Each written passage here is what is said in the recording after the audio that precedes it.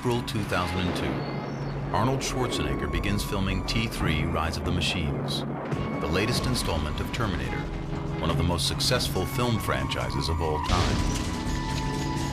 At 55, Arnold is one of the highest paid stars in Hollywood, but his influence on the movies goes beyond the numbers. He certainly changed the face of the action hero. Each generation comes along and adds a little more to it. Smith, Wesson, and me. Nowadays, people are expecting their heroes to be bigger than life. But Arnold's also brought bigger than life to real life. We're gonna go and pump it up. Let's do some push-ups. Watch the governor doing push-ups here. Very good. You're doing very well. His place is secure as being the father of the new wave of pumpology. His face has appeared on thousands of magazines published in hundreds of languages worldwide. By sheer force of personality, he brought muscles into the mainstream. He kind of made it almost glamorous in a sense. And what's interesting is the culture then changed. Arnold was the icon. He was the guy who went first.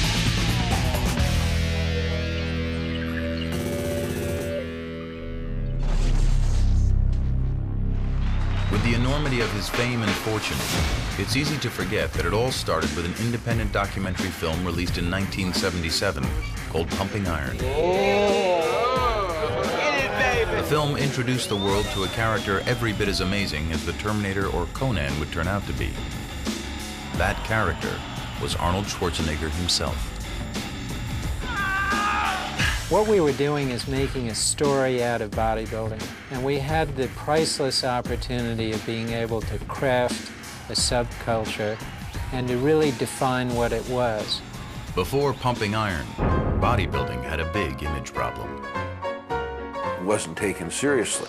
Bodybuilding was on the back of comic books. And there hasn't been such a flexing of biceps since Popeye downed his last can of spinach. It had kind of a stigma attached to it, that it was guys who were insecure or people that were trying to overcome inferiority complexes in dark dungeons.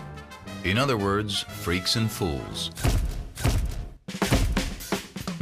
But in Pumping Iron, director George Butler was able to smash these old stereotypes and replace them with something new to bodybuilding: personalities.